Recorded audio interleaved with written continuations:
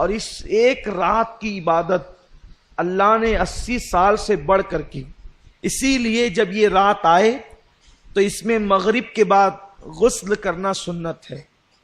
بعد مغرب حضور علیہ السلام کا معمول ہے کہ اللہ کے حبیب صلی اللہ علیہ وسلم بعد مغرب غسل فرماتے تھے.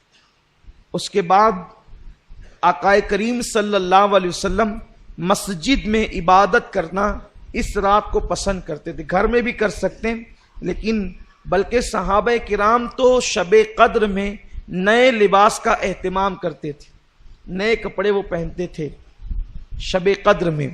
کچھ صحابہ تو ایک ہی لباس سلا کر رکھے ہوئے تھے، جیسے حضرت انس ابن خزیمہ وغیرہ، کہ یہ حضرات اسی رات میں وہ لباس پہنتے تھے اور پھر کسی وقت اس لباس کو استعمال نہیں کرتے تھے. آقا کریم صلی اللہ علیہ وسلم سے پوچھا گیا کہ یا رسول اللہ، اگر ہم شب قدر پائیں تو اس میں سب سے زیادہ کون سی عبادت کریں؟ اللہ کو اس رات کون سا عمل سب سے زیادہ پسند ہے؟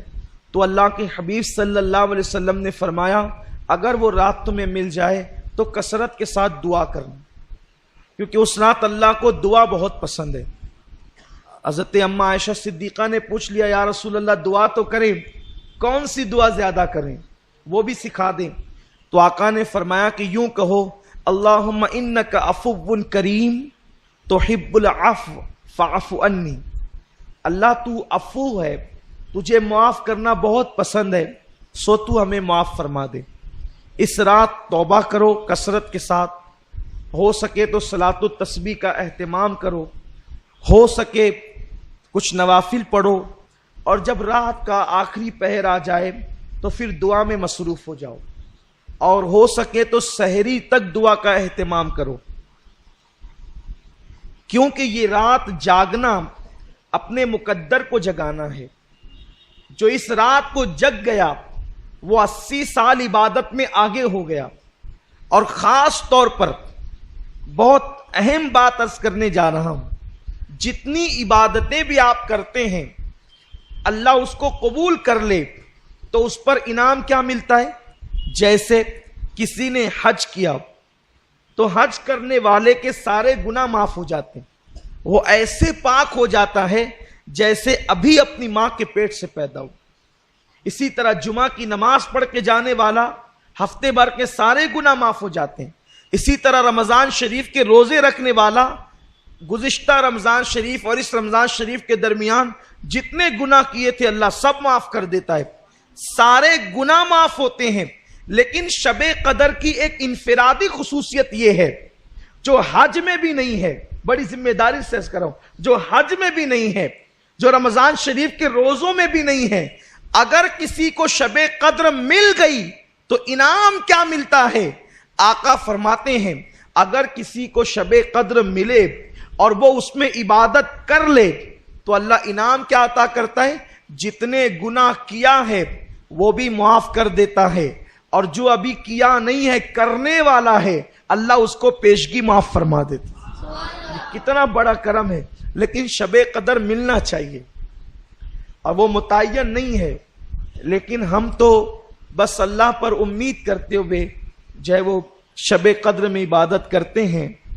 ام المومنین اما عائشہ صدیقہ فرماتی ہے حضور اس رات تہبند اتنا کس کے باندھتے تھے. میں نے پوچھا حضور اتنا کس کے تہبند باندھتے ہیں؟ تو فرماتے ہیں عائشہ عبادت کے لیے کمر کس رہے ہیں. جب ٹائٹ کوئی چیز کمر میں باندھی جائے تو پیٹھ سیدھی ہوتی ہے، اور اس میں کھڑے رہنے کے اندر جو ہے وہ انسان کو مدد ملتی ہے. تو ایک تو عرفن ہے کمر کسنا، اور ایک تو حقیقتاً ہے.